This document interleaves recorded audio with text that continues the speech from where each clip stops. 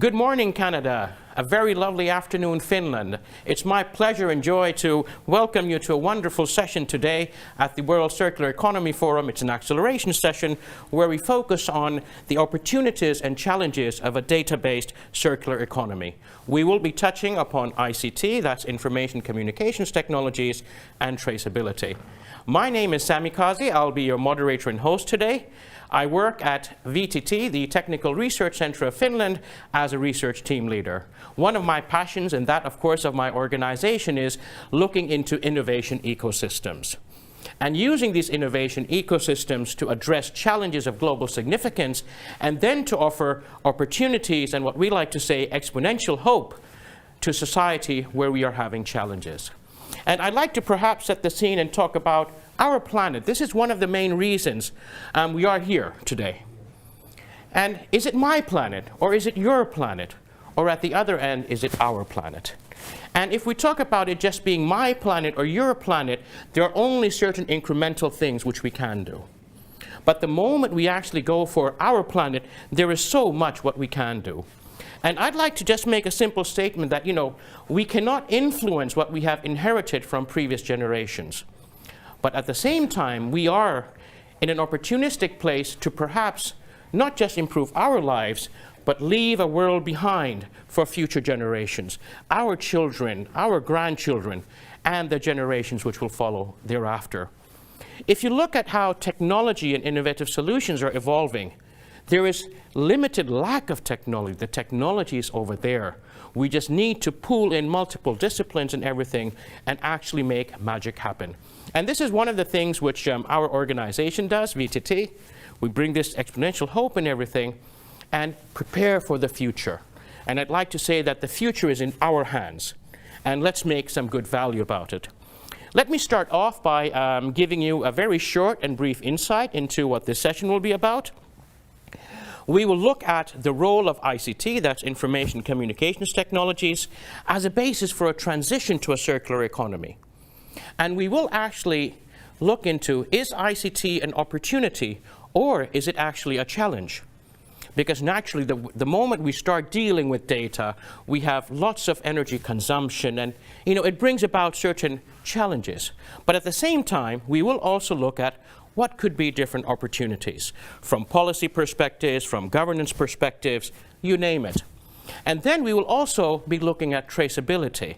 Again, a very trending topic, word, and beyond that, because traceability is one of the things which is at the core of the circular economy. And let's remember that the moment we talk about circularity or the circular economy, it's not just recycling. It's making sure that everything stays within the loop, even if it's repurposed, it goes into a different product or something else. We need to make sure we keep our planet and everything intact. And we will look at some of these, let's say, examples. Furthermore, it's also great that we will have a wonderful panel discussion. We have representatives from policy, from industry, from funding, and also research, sharing their insights, views, and some of the great work which they have done on the circular economy, traceability, and of course, digitalization. What is there at the crossroads and how, let's say, we can make sense of it. But without further ado, I'd like to invite our first keynote speaker today. So we have two keynotes. It's my pleasure to bring on board Dr. Nani Pajunen, who's a leading specialist at the Sitra Fund in Finland. She works on sustainability solutions and a great person to actually talk about the circular economy, solutions in the built environment, education, research, but most importantly, Nina, you also know how to bring these things to make sure we have profitable business. Nina, floor is yours. So, hello world. Good morning, good day, good afternoon, good evening, and good night. Maybe some of you are now in a night time. It's my pleasure to be here today, and I'm so happy that we can collaborate with you today. Like Sami said, I'm starting with a big picture. I love to talk about big picture, education, research, and solutions. Because when I see a challenge somewhere, I see also a solution. We need to find solutions if we are facing these big challenges like we do today. Like Sami said, we have biodiversity loss, we have climate change. And global world economy, it's based on overusing natural resources. So we really need to find solutions together. So what does it mean from the big picture perspective? It's planet Earth. We have different kind of sectors in a society, and we need to make changes in all of those sectors. We need to make changes from the strategy level and operational level. We need to make changes in businesses, in public sector, and in our lives, our everyday life. So what does it mean? For example, in the built environment, when we plan cities or places where we are living, housing, we have education there, we have work there. So how we plan these areas so that we can take these carbon neutral circular economy solutions use in businesses and in our everyday life. So when we talk about smart cities, we need to understand that we need raw materials and energy. When we produce devices like smartphones, mobile phones, computers, energy system, so we need to make changes in the beginning of the life cycle. Before we do anything, we need to rethink. So today, we are talking more about ICT sector.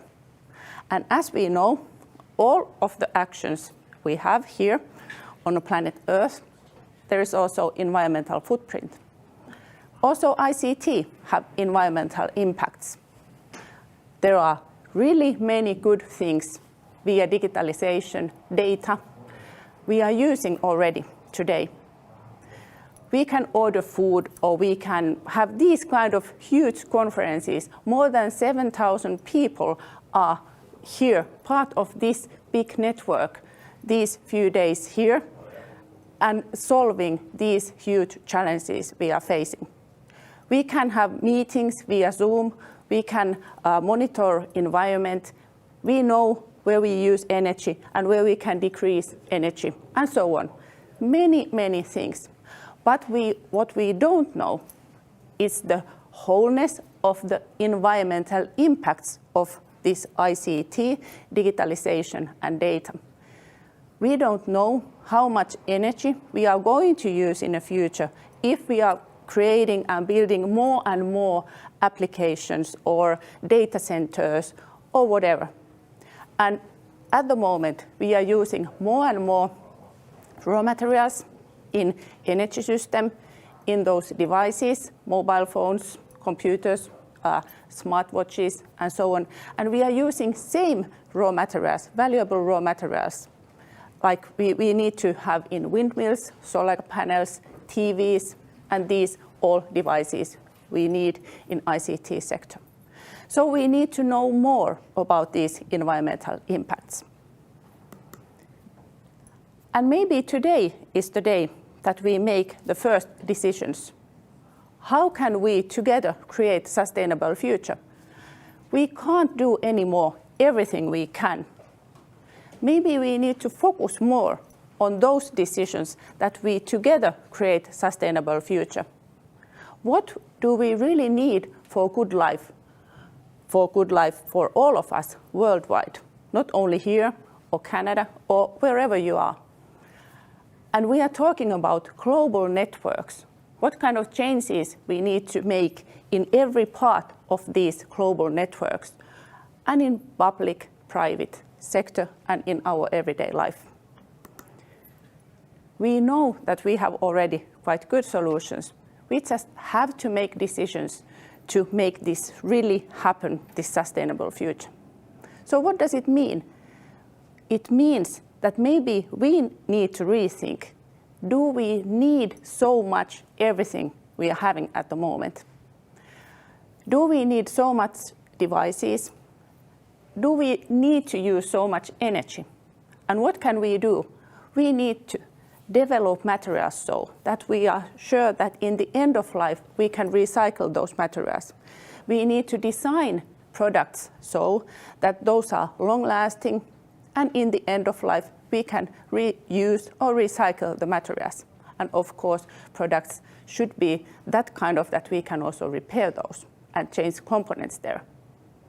And we need to think that all of the applications and solutions help us to make this sustainable future really happen. We really have many, many experts, but we have many more. That's why I want to also say education and research is always in my heart. And we need to help those people who hasn't found their role in this work to make transition towards carbon neutral circular economy. We need to have education. For example, here in Finland, we have created circular economy courses in every level of the Finnish school system during the years 2017 and 2019. And we are happy to tell more about this and tell experience what we have learned from those. And as an individual, we can ask, do we need so much? And as a professional, we can demand from the market more sustainable solutions.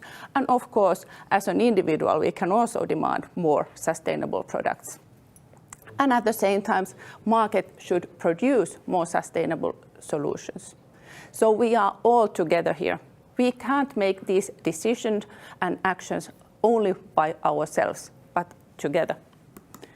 So today we are going to continue with this and great panel and panelists. I'm really happy that you can continue from here. Are we part of the solution or are we still part of the problem? I see that the all is in our hands and we had to make decisions today, not tomorrow. Today, and we are so happy that all of you, audience, the world, are with us here today. And let's do this happen and let's make this really happen. Thank you. Thank you, Nani. Don't disappear yet. You touched on some, very important issues, and you were saying you feel certain things in your heart and stuff. Yeah. And one thing which I'm very passionate about myself is education. Yeah. So can you perhaps, enlighten us a bit on how do you see the way forward? What can we do in our education curricula or systems to actually help this transition towards a circular economy? Yeah. First, we need to understand that this is circular economy. It's not one subject that we can teach, Exactly. but we need to see the wholeness. We need to have circular economy in businesses, in engineering, in construction, in ICT. So we need to understand what does it mean to make changes in these sectors. And that's why we need also education from all of these perspectives. So we need to integrate circular economy in the education, not start new kind of courses, which is like telling everything. Yeah. And this is really a big change in market economy. But at the same time, we need to understand in engineering and in material development, product design, there are so huge possibilities there at the moment. Yeah, and I think this basically ties in, with the thing that we cannot just look at things as individuals. We need to combine them together because that is where the whole happens. We get catalysts coming in and we actually have magic happening. Yeah. But thank you so much. Thank Nani you. will bring you on board again in a while. Okay, good. Thank you. Thank you once again very much to Nani. And by the way, for all of you wonderful participants out there, if you have any questions at any time, please just type them into the chat. We will pick up on these later on. So if you will have any questions for the panelists in general, or then for Nani and my colleague Inka who will be up on stage, please do send them in through. And now for our second keynote, it's my pleasure to bring on board my wonderful colleague from VTT, Inka Orko.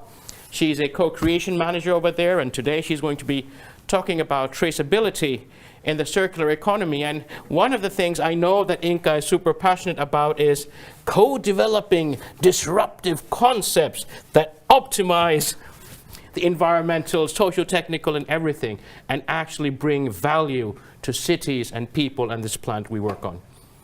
Inka, floor is yours. Great, thanks Sami for the upbeat intro, and thank you also to Nani for the inspirational talk. So my talk is going to go a little bit deeper, one opportunity out of digitalization. And as you take a look at the right-hand side of my content slide, you can see that there are multiple pictures there. And what I'm trying to say with these pictures is that traceability has really many faces, and it depends a lot on the sector of industry that we are working with, and it depends on the general context what we need for traceability. I'm not going to go deep down into, you can probably pick out some analog and then also some digital opportunities to take traceability forward. But the key one thing that's common with anything we want to do, you can see in the middle. So we need people working together, and we need organizations working together, just as we heard from Nani just now.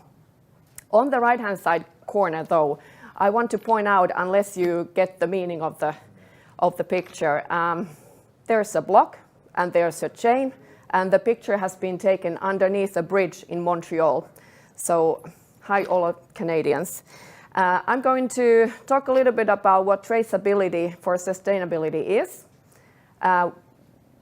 what data we need, and also what are the steps forward. So what do we mean by traceability? This is a literature reference that defines traceability for sustainability as connecting certain information items in the value chain to provide visibility for the stakeholders. Why do we talk about traceability? Well, here we see an example of the electric car value chain. In today's world, it's not enough that we just figure out what to do with the materials at the end of the life, as you can see the red circle there. We also need to understand that independent of where we operate within this value chain, it's to our benefit that we understand the benefits of the full life cycle of our materials and components, and that this will help us manage both our supply chain, but then of course we are also hoping that it will help us make informed decisions in the product design, and also eventually design new business models and apply them. So traceability is a vehicle to organize this information and take us further. The elements of traceability include awareness and knowledge. So the benefits of the traceability systems need to be understood. There can be regulatory compliance issues, but also we can build up corporate value through awareness and knowledge, a clear understanding of the purpose of the traceability system. This is what we need. Communications come in here, so we need that to transform the awareness into understanding. We also need to take a look at the system as a whole so that we can focus our sustainability hotspots and actions and work on the things where we can have the most impact. We also need commitment and engagement. So we need everybody along the value chain to participate, and here is where policies come in handy, regulation may come in handy. We may also need some carrots in the form of funding.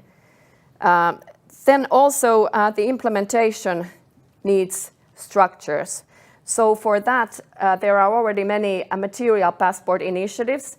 This is one way to bring the implementation under a structure.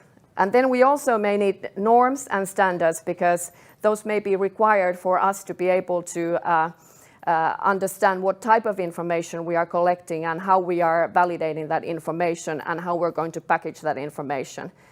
We will also need some appropriate technologies, including data spaces and also platforms. And we have to reach a common understanding where to collect the data, who is going to manage the data, and so forth.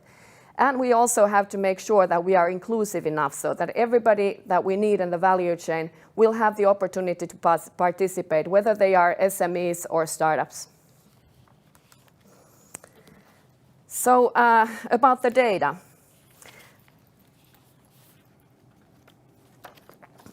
What data do we need for our traceability? So traceability is not new.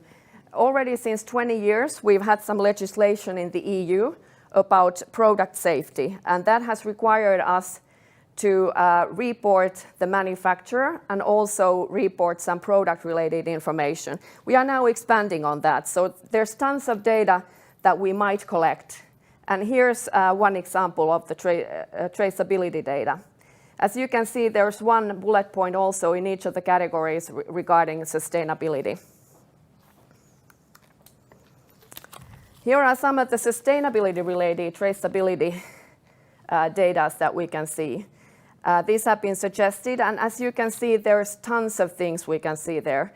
There's no way we can just, if we want to take a mouthful, to chew up on everything here. So we really need to focus on what is relevant when we are creating our traceability program. We need to focus on the ones that have the most impact in our business and in our case. I mentioned earlier about material passports as a means to structure traceability. So here we can see one example from the construction sector. Please don't try and read those small prints. You probably won't be able to do that, but there are several things that we can see that they are proposing to bring to the material passport in the construction sector. It's including chemical information and different data. Also, in the food sector, there's a traceability proposal by the FDA in the US to enable rapid recalls. This picture is by the Boston Consulting Group, and it highlights also some other benefits besides the rapid recall from traceability. Includes the opportunity to build up a price premium, to reduce CO2 emissions, and also to enable fair trade. Another example is coming from the batteries value chain, and I think we're going to go deeper into this with the panel now. The EU initiative that's up on the table at the moment is proposing an electronic record for each individual battery in the market. On the right-hand side, the picture shows how the Global Battery Alliance has taken on to concretize the battery passport. There are also some practical pilots that are ongoing. So a group of companies is piloting a tracing solution for cobalt all the way from the mines through to electric cars. There's also an initiative by World Economic Forum. It's a project that is about accelerating sustainable production through digital traceability. I'm just quickly going to go forward here. So what are the benefits from traceability? So in one sentence, visibility upstream and downstream, and that'll enable us for a sustainable raw materials management. Also some new business models, such as a service business models or reuse or refurbish. And also it'll provide us with the means to verify sustainability claims. Further on, in addition to the improved supply chain performance, can we also get more out of the traceability system? So could we actually add some consumer use data, and can we that way further enable reuse business models? Could we actually learn to use the data and platforms also for circular design? In my opinion, this should be the ultimate goal. There are also some traceability barriers to traceability. So this is a study by the World Economic Forum, and also actually VTT with our colleagues, we have also carried out a study in digitalization in different sectors and come to the same conclusion that there are some issues that relate to data quality, they relate to sharing practices, etc. I also want to highlight some other issues that have come up and that we need to figure out. So basically, who owns that data? Who owns the data space? Who makes the investments into the platforms? It will cost some money. What tools do we use, and who's going to run the show? Do we then actually know how to utilize the data to the maximum? And how do we ensure the access to data at a moderate cost and through the value chain with low entry barriers? I'm just here going to quickly wrap up and say that there are many considerations for any stakeholder building their traceability approach. So if you're a company implementing traceability, there are several things you need to look into. You have to figure out the technologies you want to use, if it includes using or building up some IoT solutions.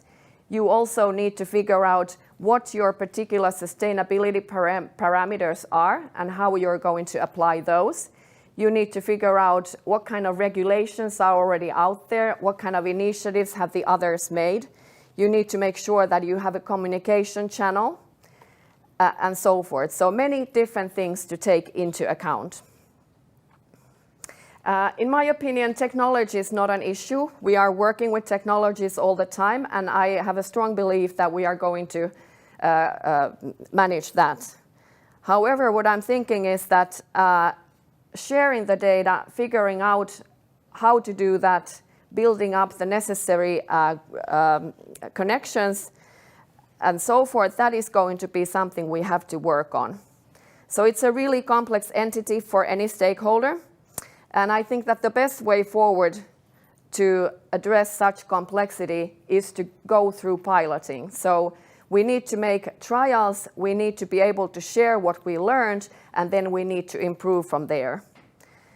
I'm also hoping that in the near future we can include user data to traceability and then extend traceability opportunities to circular design. I'm just quickly going to end here. VTT is working with multiple technologies relating to traceability, one of them being blockchains. And I will soon give the floor to the panel where we have my colleague, Dr. Christina Walton, who's working with these blockchain technologies. So we are all the time looking for collaborations and collaborators and great new ideas to try them out. So if you're interested, please connect with us. Thanks, guys. Thanks for your attention, and I hope to hear from you. Thank you very much, Inka. Don't run away. I mean, I still need to pick your brains on a couple of things. So, you know, in all of this, which you were talking about, it just reminded me of a very interesting story, which one of my colleagues at VTT once told me. So, you know, she got a pair of jeans, really nice and fantastic. And after some years, she said, I'm going to share this with somebody. So, you know, she put it in a nice recycling center. And then she had made a decision that I will not buy new clothes again. Several years later, she goes and finds the same one at another recycling center. And she had known because there was some marking or something over there. So again, you know, it's not really traceable per se, but even knowing that this product was mine. And I'd just like to ask you one thing. I know that you have so many ideas and stuff over there, but we talk about product traceability. There is also material traceability. Now, where do you see that ownership? I mean, should manufacturers or material, you know, gather, should they be the owners of these materials or products rather than us as the consumers? Because then, you know, we are buying that product as a service in a way, and then maybe they can track something. Well, there are some great initiatives to that, and we are also developing these concepts where we could actually have material as a service, so that not necessarily the user will own it.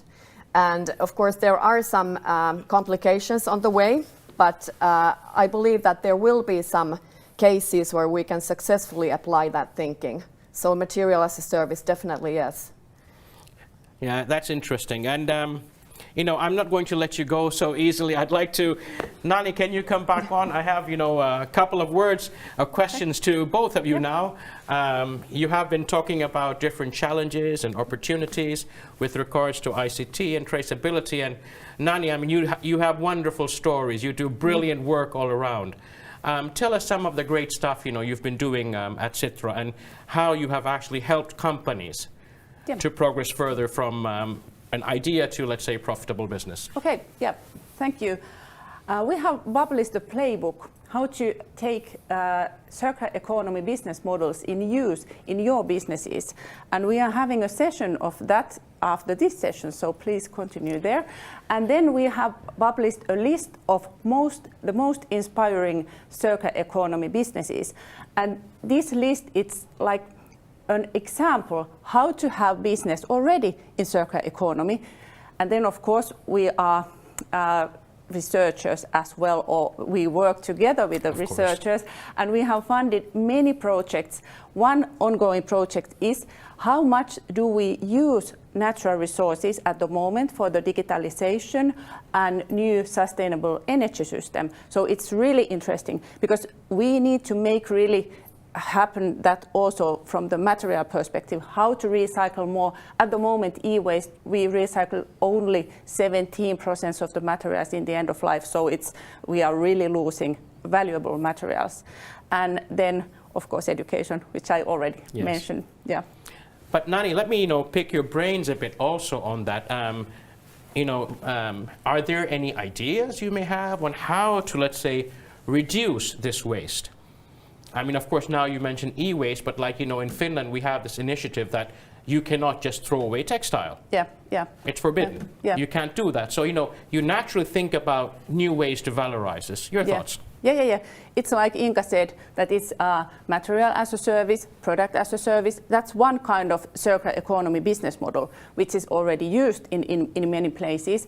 But we still need to think, because some of things we are still using natural resources, and we just have to make sure that we are not losing that anymore. So in the development phase of the materials, because we are using so complex and many kind of materials in this society, we need to think all of these again. How we are sure that it's staying in a use also after the first use. And that's, I think, it's the big and main thing at the moment, that we understand that we are living in a losing economy, and we can't do that anymore. That's true. Yeah. Inka, now, we both work at VTT. I like to call it the Technology and Innovation Powerhouse of Finland. So, and thank you to Sitra and others who've been funding us in different ways. But Inka, we do such wonderful stuff. So tell me something related to circular economy at VTT which excites you the most. I know there are many, but go ahead. Can I just jump back? Yes, of course. To what she said. I think traceability is one of the ways to do this. I mean, you first need to make things visible before you can work on them, so that you know what you're working on, and you can also record your successes and see where you're going. So, but that's a quick comment to that. Well, as you know, we work in multiple fronts, but maybe just out of the blue, if I would need to pick out something that really accelerated me since a while, then I think we've been working on this carbon neutral concrete, where we actually utilize side streams, and in addition to that, we are in the process binding CO2 from the air into the product. So I think that's really cool, and we are piloting that, and we have actually invested in a piece of equipment to do the piloting, and there's also a startup that's about to be launched out from VTT. So I think that's pretty neat. As we know, construction and concrete is a major CO2. Sure. May I still? Yes, of course. I need to add this is why it's important. Yes, we have this conversation. Sorry, guys. It's your time to no, start we a have panel. time. Don't worry. Good. Because we have really nice and close collaboration with another team here in Sitra, data economy, and that's, like you said, it's really important to use the data for sustainable future, and that's why we here in Sitra, we work together with the data economy, fair data economy, carbon neutral circular economy. It's always economy and future and sustainable future. But yeah, data digitalization, it definitely has a strong role in sustainable future. And if I may, one more thing. I guess I already said it there, but I cannot say too many times. Circular design, that's so super important. So we need to understand how the whole system works, and then we need to be able to touch on the inefficiencies in the system, because those are the places where we can really do new business and create new innovation, and that I think is super important, and that's also based on data. So you need data to be able to do that. Nani, I'm just going to still pick your brains a bit more, Why is it, in your opinion, that the moment we attach the word economy to something, suddenly, we get many people excited and on board? So, as an example, in Finland, we've been doing work on the bioeconomy for God knows how many years. It's come under different names, but the moment it got labeled as bioeconomy, it suddenly went into the national agenda and everything. And again, now, we talk about, let's say, circular economy. I mean, we have been doing work on circularity for a very long time. Research, some companies are, of course, implementing solutions, but suddenly it grows. So, your thoughts on that? I think this is the right moment now. And we have understood maybe the present situation worldwide, more or less. And we understand that it's in our hands to make decisions towards sustainability. But I have to say at the same time that for me, it seems that we have puzzle. We have part here, part here, part here. But we need to connect everything we know, every solution, and we need to understand that this is so complex world and everything is connected, that it's not enough that we have solution in maybe in construction industry, concrete or textile or ICT. But we need to understand that these need to also work together. Yeah. And what is the wholeness we are targeting? And of course, we have different countries, different kind of legislation and policies. And that's why it's also really important to have this kind of network where we can share everything we know, experiences, and also start something new together. Like Inka invited you to join this work, and I invited you to join this. We need all of our brains here when we create sustainable future. I think that is very important because, again, you've used this word twice just now, and it's our. It's not mine, it's not yours, it's ours. Yeah. And when we combine these brilliant minds, magic naturally happens. And to close, Inka, maybe you can give us a few words on this wonderful innovators community which you're in charge of and developing, this ecosystem. Yes, again, I'm inviting everybody to attend. We are starting from the system views and trying to figure out what kind of exact solutions we need to respond to these systemic challenges. And for that, we have developed some methodologies, how to bring together some practical things for circular design in different areas and sectors. And also continuing from there, we want to co-innovate together with you guys. So as said, super important to work together, and everything affects everything. So none of us can work on their own. So if you got interested, please go and check out circinnovation.com. We have some more stuff ongoing there. And before I let these lovely colleagues of mine step out for a while, let's just have a virtual round of applause for their wonderful talks and experiences. Thank you, Nani. Thank you. Thanks, Sami. Thank you very much. And we'll be getting you back a bit later on. It's now my pleasure and joy to introduce you to our wonderful panel today. We have persons from, like I said earlier on, from policy, from industry, from funding to research. So let me welcome, for example, first of all, Peter Borke. He's at the OECD. He's been doing a lot of work for quite a while on plastics, microeconomic aspects of the circular economy and transition. I think, Peter, you've been there for 20 plus years now. So welcome on board. At the same time, so Peter, I put on the policy side. Let me also introduce Jani Kiuru. He is a CTO at the Finnish Minerals Group, and Jani has more than 20 years of experience in industrial waste management, process diagnostics, investment projects, and the best part is that he has a very nice critical viewpoint on things, but again, to lead to certain forms of tangible impact. Let me also introduce Jaana Sinipuro, who's a leading ICT professional and specialist at Sitra, where we're here today.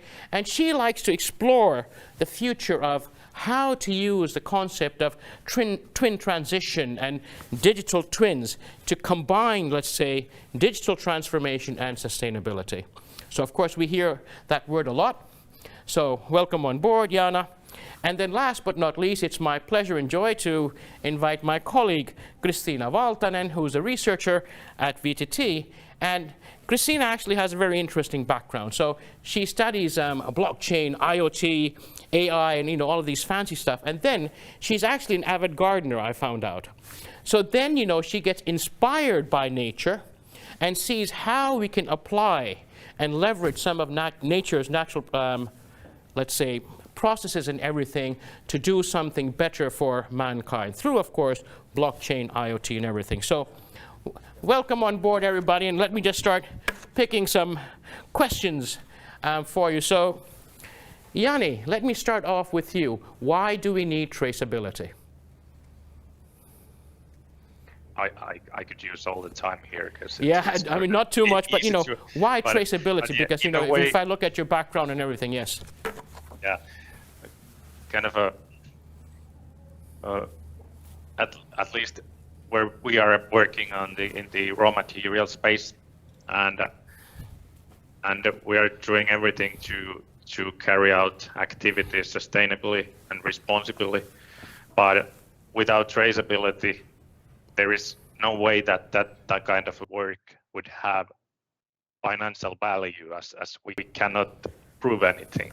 So traceability is as a tool to provide this information all the way to the final customers of the raw materials. It goes through a huge set of processes, supply chain, and that information needs to be available for the final customers. So that's kind of one quite straightforward need for it. Of course, there are others related to process efficiency and then related to the follow-up of the regulation and standards and so on. But kind of an economic approach is that. Jani, would you, by any chance, let's say, happen to have any concrete example you'd like to share? Of course, Inka already mentioned that in the other fields of industry, food, textile, there are a lot of examples that how this has been applied.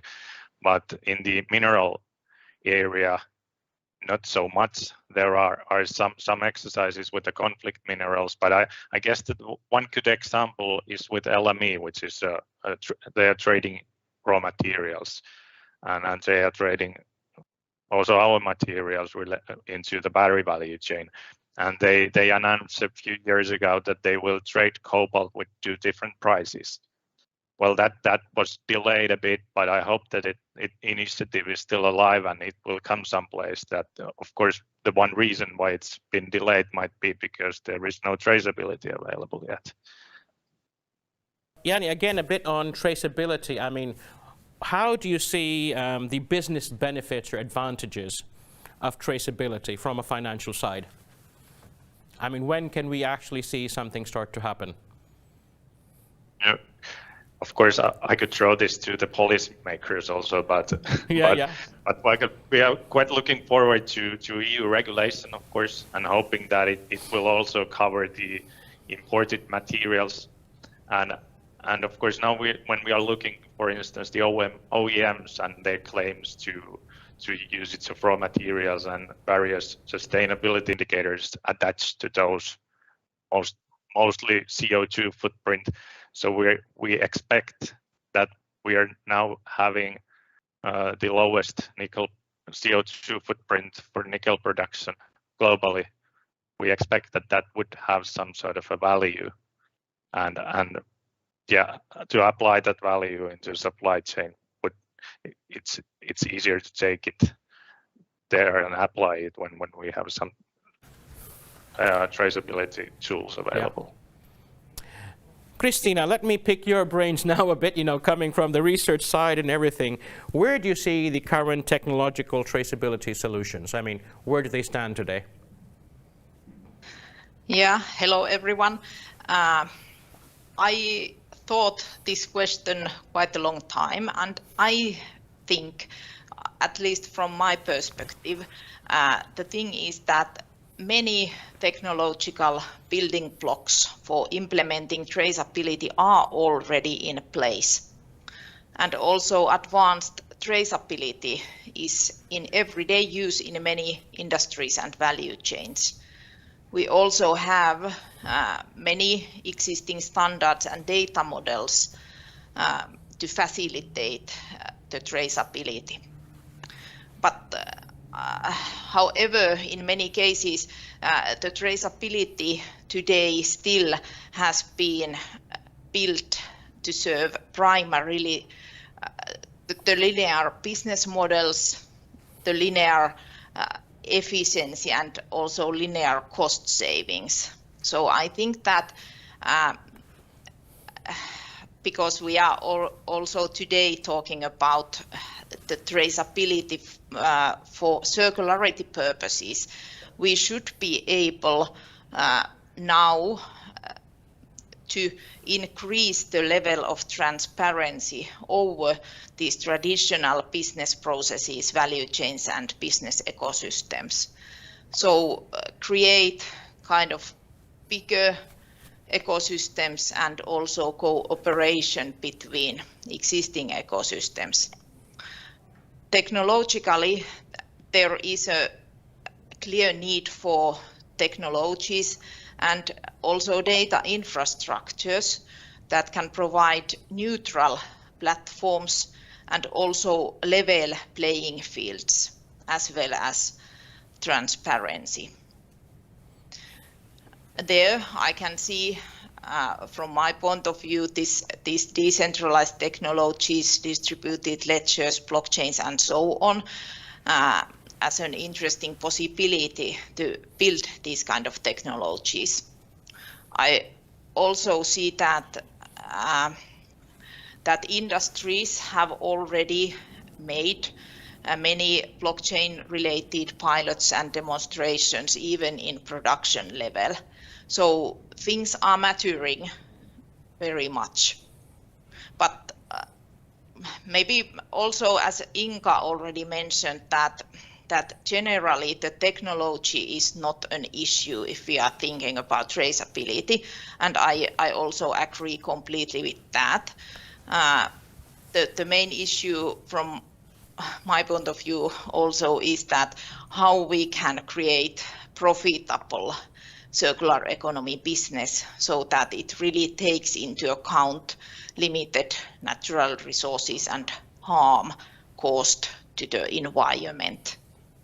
That's the main issue. Thank you, Christina. And Jana, if I may come to you, because your enthusiasm with the transition and data and everything. So how do we ensure the availability of data, its integrity, and of course, I would say responsibility and ownership? What are your views on that?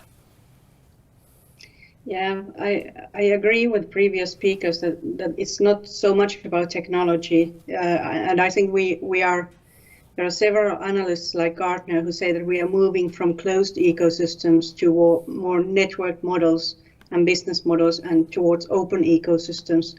So basically, I think that we will see circularity in those business models and data economy as well, more responsible use of data and organizations focusing on sharing data. But in order to make that happen, we need to have trust ensuring mechanisms in place, because you can't really share your own data with your value chain or your partners if you don't rely on their businesses. So that's the level of systemic change we need. And I think it starts with technology, and there are many technical components and technologies already in place. But then it comes to the data-related topics as well, interoperability, even the way how you use and how you do coding affects on your impact on Sure. environmental ICT impact. So these are complex questions. And then it comes to the culture, learnings and organizational culture, people, how they treat, how they think about data, are there data strategies in place, and how are your data governance models? So it's like shared risk taking, and it's more like mental attitudes. And you need to work at multiple levels in organization if you want to build this good circle for trust needed to make data to circulate and to be able to be transparent in both in your production but also in your data practices. So what we would like to do is to introduce this new concept of responsible use of data. Basically, we were talking about price premiums and fair trade examples. Why not introduce this topic also to data sharing practices and label it like fair data practices being part of the corporate social responsibility? Yeah, that's interesting. I think, some things which touched me a lot, of course, one was the openness of data. And then at the same time, you have this trust. And somehow they do go hand in hand, because we do have certain societies which talk so much about open data, and it's not a problem to make data available for everybody. But naturally, this is a given subset. And of course, now in Europe, we have the GDPR, which helps protect citizens in a certain way. But how do you think we can get towards a more open data sharing world where you trust the system to be responsible enough in how your data is used? Well, fortunately, there's lots of support from the EU Commission in creating these Green Deal data spaces and data spaces for different verticals where the data sharing is the, necessity. But what we see as very important complement to the regulation is this soft infrastructure. So common rules and guidelines, data sharing, rule books on how you, inside your ecosystem, are willing to share data. So what kind of rules you're all apply to, like soft regulation, self-regulation, agreeing on the rules, how you can promote your ecosystem to be more fair than competing ones. So I think that's one layer where we should combine our forces and talk with common concepts and agree how we will develop this soft infrastructure needed for interoperability. Yeah, thank you. Peter, if I may come to you, you've been working with data and policies for a very long time, and we have had, of course, challenges in the implementation of circular economy solutions. So what are your thoughts on how, let's say, has digitalization helped partly towards this transition to a circular economy? And have there been any market failures or something which has triggered this? Thank you for the question and for taking us also a step back, because, what we have done at the OECD is that we have really also thought from an economist's point of view, how do digital technologies actually help in this circular economy transition? And for that reason, we have applied the so-called market failures concept, which is really economists' jargon. Market failures are really obstacles that prevent markets from operating efficiently and allocating goods and services efficiently. And so the most well-known market failure is basically that of public goods, such as clean air, clean water, which are not priced in markets. But there are other market failures, such as imperfect information, transaction costs, consumption externalities, that can be directly addressed by digital technologies. So let me just take two examples. One is that of imperfect information. So imperfect information is basically a problem because it means economic actors will make suboptimal decisions because they're not fully informed. And so, you were just discussing, of course, traceability, the use of material passports. These are, instruments or measures that can help to alleviate these inefficiencies in the market. Similarly, transaction costs. So transaction costs, which are related to finding and bargaining with customers and suppliers, they typically slow down adoption of new technologies, of new business models. And digital technologies can essentially help to lower these costs and therefore speed up adoption rates. So, this is sort of the lens that we have used, and we'll be publishing a report on that very shortly. And I hope I will get an opportunity to say a few things also around the policy applications that we are discussing for digital technologies in the circular economy. But I mean, you just touched a very relevant point. So let's hear about, because I was just about to even come to that. So, where is policy headed? What is being done when we talk about data and traceability? Well, I mean, I think we are still at early stages in this endeavor. You've already heard from I think Jana was mentioning what's happening at the EU level. These Green Deal data spaces, safe data spaces, etc. More generally, I think what is needed, and what we'll also be saying in our report, is that you need a set of more general policies that ensure that some of the systemic risks which are linked to policies around data governance, access to data, digital security, balancing privacy with openness. These policies, which are not just relevant for the circular economy, but relevant for the digital economy in a way, in a more general way, they need to be addressed. That's sort of a precondition. But then we need support for research and development, that help to apply existing technologies to circular economy challenges. The topic of standards and harmonized data protocols, that was also brought up. So governments and policy can play a role in providing the frameworks for that. And maybe, and I won't give the full list, we have much more that we're talking about, but I think the other real challenge, and this also came up in some of the speakers, is that digital technologies applied for the circular economy can also produce unintended consequences. Yeah.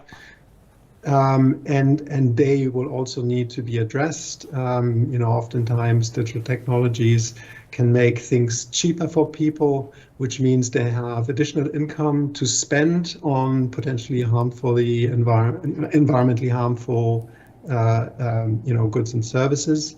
And then it's up to policy to make sure that doesn't happen, so to avoid this rebound effect, as we say. Yeah, thank you very much, Peter. Jani, let me get back to you again. You have a big say and know-how of the industry. So what type of data, let's say, if I talk about material data, would you like to have? And what type of data, or what data would you as a company, for example, or if you're a company, be willing to share?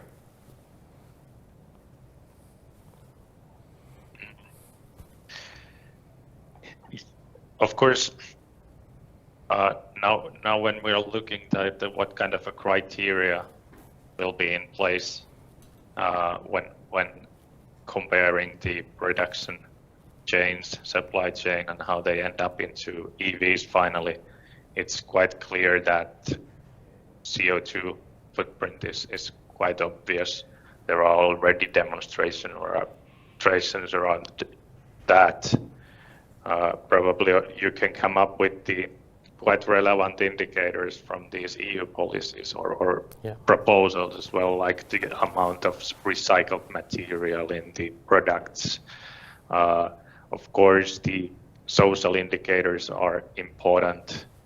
I'm not an expert there, but for sure it's a benefit for EU-based production, and also and other environmental indicators, such as the consumption of fresh water or any emissions or discharges coming from the processes. So that type of indicators should be applied, and that's all, and that most likely will be applied. And I'm quite sure that there is not much problem for, at least for the companies who are trying to gain benefit out of this to provide the data. Of course, and then it's a question that can everyone provide the data? Otherwise, it's not fair, because it's kind of we're now focusing on discussing about the openness and data security and IT systems, and that's, as Jana said, that's quite straightforward, easy to do. But and Peter said that there might be savings and so on, but someone will pay the bill, and it seems that it will be the industry, because we need to put together the systems, transfer the data, build the indicators, follow up mechanisms, and there's a huge amount of task to do, and it will cost much. It's not just an IT. We need to convince our supply chain to and sourcing to commit into these targets.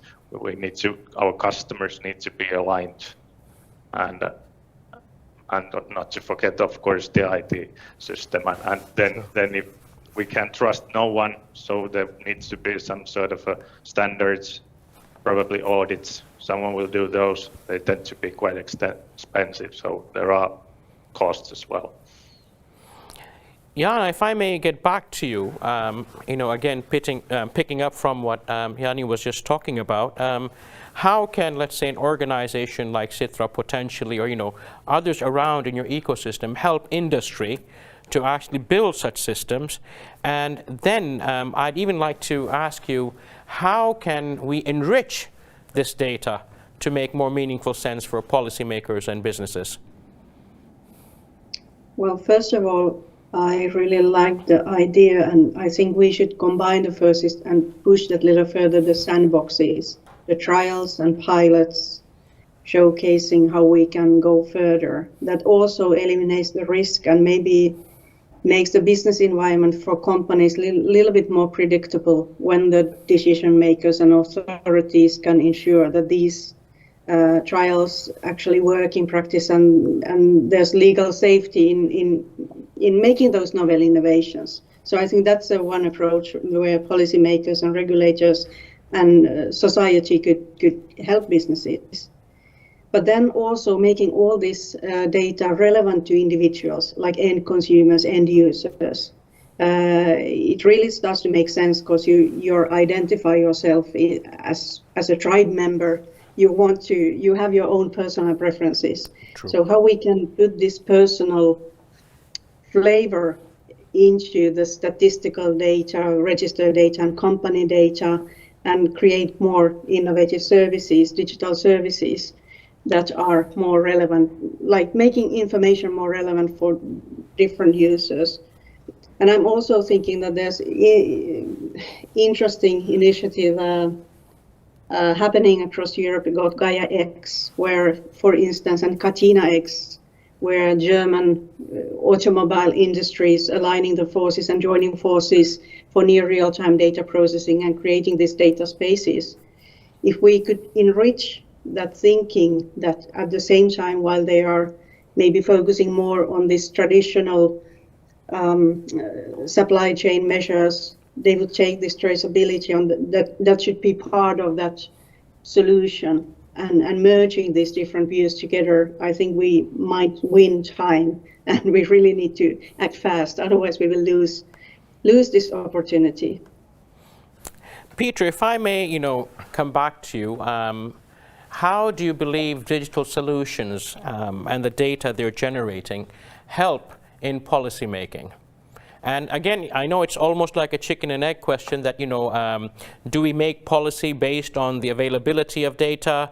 And what if this data amount increases, or, does policy drive it, or does data drive it? But how do you believe, the overload of data which we have at the moment and different analytic solutions, how are they helping you in long-term policy making? Thank you, Sami. Yes, we've been looking at this, and we really find that there are very significant opportunities to improve policy making, linked to digitalization and maybe the introduction of traceability or tracing instruments more generally, and that's really at all levels. So both in policy data and analysis, of course, the availability of increasing amounts of data, allows you to monitor things much better and to come up with more, precise policy analysis.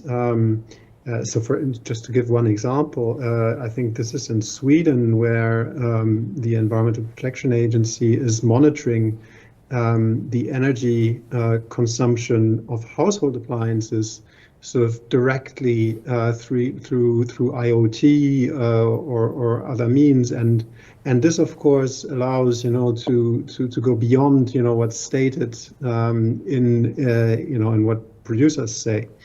The same is true for the design of policies. You can come up with entirely new policy instruments that weren't possible before. Now, this is not linked to traceability necessarily, but just think of intelligent waste bins that actually know who put how much, and then you can basically price and bill households very precisely for the amount of waste that they produce. And finally, there's a huge potential in helping policy implementation. So this is on the enforcement and compliance side. You can just monitor things much better, as I said already before. A lot of countries are now using tracing technologies, to trace hazardous waste and to make sure that it doesn't get lost. And I think this was also already mentioned. Of course, there are increasing environmental claims being put on products and services, and with this data, these claims can now be much better policed than before. So let me just stop there. Yeah. Christina, let me come back to you. I mean, we've talked a lot about traceability and data and the huge amounts of data. So my question to you is that how can we minimize the negative impacts of increasing data and its usage? Because naturally, the more data we get, we consume more energy. Yeah, true. And as it was already mentioned here today, that it's quite difficult to assess and measure the impact of ICT and data use as such, because in many cases the environmental effects are indirect. So there can be positive and negative impact, and it's difficult to see all these pieces. Of course, it's clear that the biggest negative direct climate and environmental impacts of these ICT technologies and data use are related to materials and energy consumption. It is estimated that by 2030 we would use even 1/5 of our total electricity for ICT and data, and it's very much. But on the other hand, of course, the use of renewables could be one solution to this, and also I think the wise use of waste heat as a part of district heating or so on. There are studies that show that we can save or recover almost 97% of the energy if we can use this waste heat wisely. But maybe in a bigger picture, I think that it would be very important that those people that are really making the decisions on digital infrastructure the hardware procurement, the software design, and who are managing all these ICT systems and so on, they could have a better visibility into the actual energy consumption caused by their decision. Because at the moment the case is not. So we will need a clearer reporting of this energy consumption of hardware, software, and so on. Very quickly now, question to all of you. So first Peter, then Jana, then Jani, and finally Christina. What is your vision for the future of traceability, and what steps do we need to take now? So, Peter. Thank you, Sami. Well, I think the big challenge here is, and I think this came out very nicely from the panel discussion, is one of scaling up now, because the technologies are there. It's all feasible. There are still obstacles, many of them essentially linked to governance. But the scale up is what's needed, and I think if I may just take the perspective of policy of policy making and also the applications of these technologies at that particular end, I think we have a real opportunity here to reduce things such as waste crime, illegal trade in waste, to levels much below what we have currently, and we know from various reports from Interpol and elsewhere that there's a lot of that going on. Here we have a window of opportunity to apply those technologies to suppress at least significant portion of that. Jana. Yeah, I wish to see this being an integrated part of corporate social responsibility reporting, and also consumers putting a little bit more pressure on us, us as the experts and policymakers, having dialogue and developing. That's good. Yes, we'll do that. Making it happen. Jani. I would have more info within a few months when our first demonstration is over, but kind of I would be happy if all the batteries sold or produced in EU would at least contain the origin information of the raw materials. That's even difficult enough. Then we can figure out what to do next after that happens. But that's wonderful, and hope to hear from you, in a couple of months' time about the progress and stuff. Christina. Yeah, for me, I think it's important to incentivize the ordinary citizens and people to do things in order to get this economics of scale.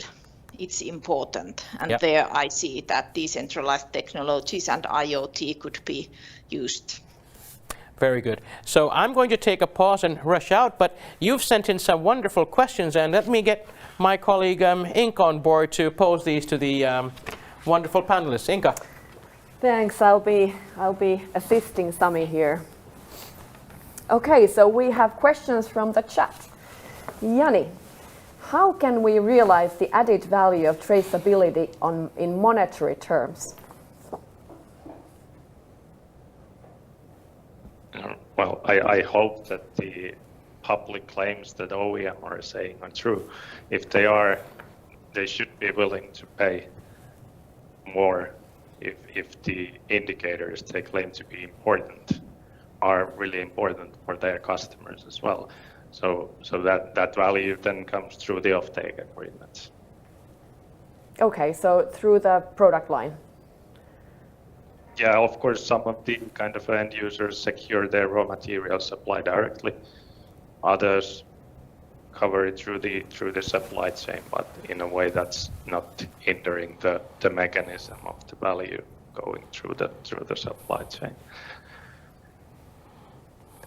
Thanks. Then there's another question for Christina. So how is it taken into consideration that the data changes? Products are upgraded, repaired, power options may change. So how to keep data updated but without massive updating resources?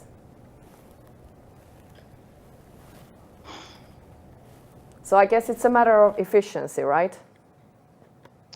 Yeah, I think, there are many things, and the cost of doing this all upgrading things it's important. Also, I think here we haven't much discussed yet this data quality as such. I think this question is also related to that we have to be able to improve the data quality in general and as a whole, and also try to incentivize the stakeholders to produce the quality data so that we can trust that the data is up to date. You actually mentioned this just before as well. So do you have any concrete ideas how to do that? I see one development path in these digital infrastructures, and I'm talking about these decentralized identifiers and self-sovereign identity concepts that enable us to also build business on data quality, because using these kind of identifiers and verifiable claims related to those, we can enable the assessment of reliability of data and, for example, the reputation of suppliers. Great, thank you. There's another question from the audience to Peter. So how does today's discussion relate to the developing world, where the challenges with digitalization are at different stages? That's a very good question. I don't have like a direct answer, but I think I have an indirect one, because one thing that we've been thinking around is, what are some of the economic risks that increasing digitalization and requirements such as traceability of materials and substances through value chains bring with them for small and medium-sized enterprises. And I think Jani was making the point about the costs quite strongly. All of this costs money. All of this costs capability and skills that need to be developed in companies. So this doesn't come for free. And one risk that we see is, where the circular economy is really also about, closing loops, locally and procuring more locally and having, sort of small local or regional loops.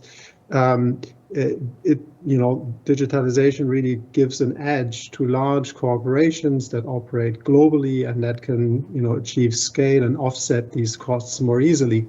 So I assume, coming back to the initial question, that there's a risk also that this plays out to the economic disadvantage of companies and businesses in the developing world that may not be quite as ready and not able to afford to put these technologies in place and ultimately lose market access in developed countries. So that's a complicated issue for sure. There's a question next for Jana. So what types of businesses are more drawn to transparency and data sharing? Public more than private?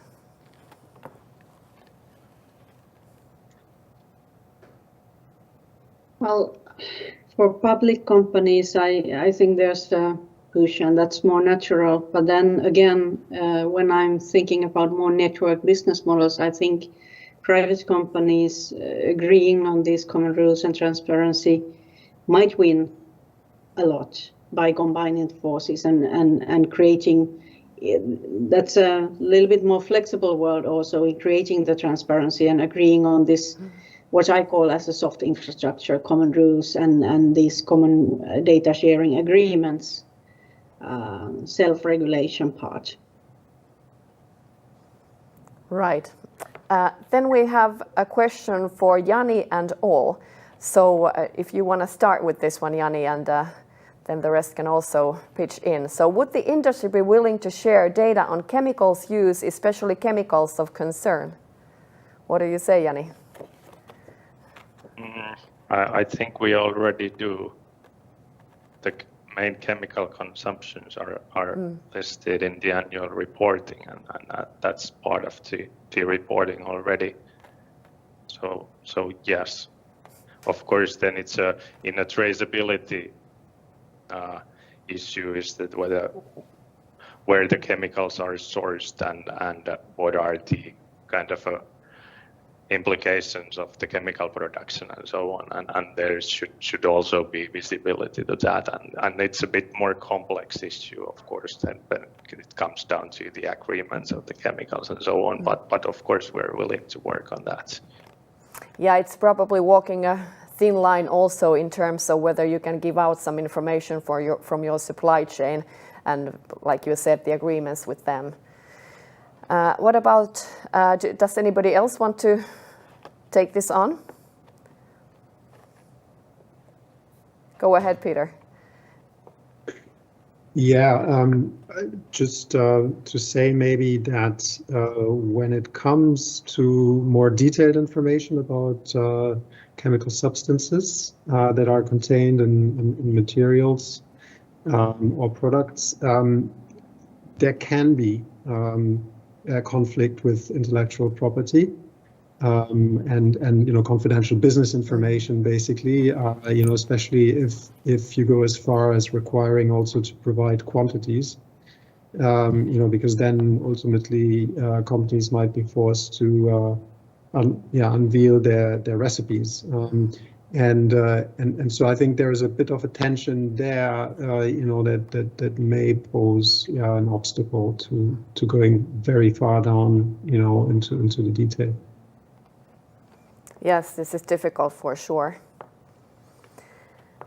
Well, if we go to a question to everybody then, talking of pilots for traceability and data spaces, which pilots are we collectively aware of and could learn from? Do you have any great examples of some pilots ongoing? Jani, at least you mentioned something. Yeah, I can start.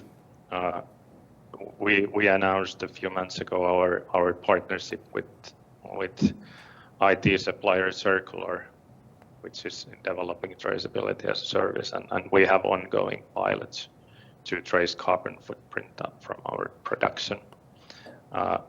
That pilot has not been announced as such, but we'll report it when it's finished within a few months. And of course, Circular is carrying out several other pilots with their customers, which are already publicly announced as well. And then of course we can read news about resources. One of the exercises driven by Akryha, which is an IT supplier. There are companies involved there. And then the responsible sourcing blockchain network is one of the exercises where RCS Global is carrying out pilots and audits in the production sites. So, and then of course not to forget the battery passport and LME passport as well. But those are mostly platform for traceability rather than tools for actual tracing. But yeah, there are a lot of examples and projects ongoing. How about Jan? I know that you have something going on with digitalization and data. Yeah, we run several pilots on this decentralized technology at our testbed. But just to mention one which concept that's quite interesting is this kind of smart ship concept, where we tried there's so many different views that you can use the data for. So if you think about ship constructors, if you think about ships in traffic, you can use, if you plan the ship accurately, you can use the same sets of data for different purposes, like supply chain optimization, environmental impacts, but also cross-selling, upselling, evacuation plans on the ship. So that was just a quick example. If you bring different stakeholders together and start thinking since the very beginning what purposes you need data for, and then you start like designing your products, or in this case, a network of products in certain way. You start in the design phase and think about data, the potential of data and IoT, then you really can create these different viewpoints on the data and use it for different purposes. And I think that was one of the most interesting pilots we've had in the past. You should definitely look that up. Yes. Yeah. Sounds great. I'm looking at Sami now because I know that we're sort of running out of time. But do we have time to finish this round? Yes, of course. Yes, of course. Please do. Well, then, Christina, go ahead if you have something in mind.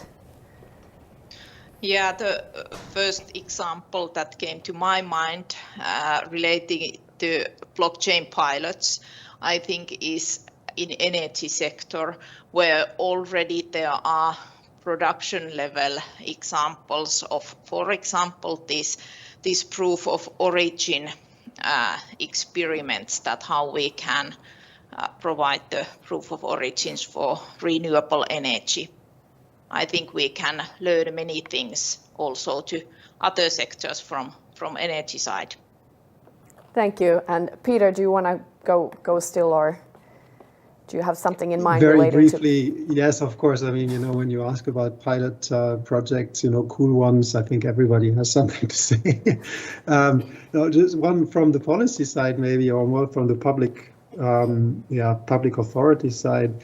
What's being done by the Dutch Infrastructure Authority is that they are developing, data sets that would allow them to reuse entire pieces of road infrastructure, such as bridges. And they would have these passports basically that go in detail about what it's made of, and what it measures, etc. And then find opportunities for entire pieces of infrastructure like that, that weigh thousands of tons to be used elsewhere, when they become obsolete in the place where they are used. And there are lots of examples like that, things that you would think are completely impossible that all of a sudden become possible thanks to those digital applications. That is really inspiring. I'd like to thank our panelists for answering this extra question as well. And then Sami. Yes, Inka, please hang in over there. Nani, you're somewhere, please do come up. It's been a pleasure to host this wonderful session for you. We have learned a lot about the circular economy, the role of digitalization, of course traceability, and most importantly about how we together, not just you or me, can actually make a difference. So I'd like to take this opportunity to, of course, thank our wonderful keynote speakers and our wonderful panelists, but at the same time we have a wonderful team from Sitra who's helped put all of this in together. So please walk through, we'd love to and please a virtual, let's say, shake up for them. They've been doing this wonderful job. And before we leave, I mean, if we were in person, so we'd shake hands, so virtual handshake to all of you. And I think the key message I'd like to really end with today is that please be safe, be happy, and let's work together to build a world which we will be proud of to leave behind for future generations. And I'm sure together we can actually make this happen. Thank you very much and goodbye.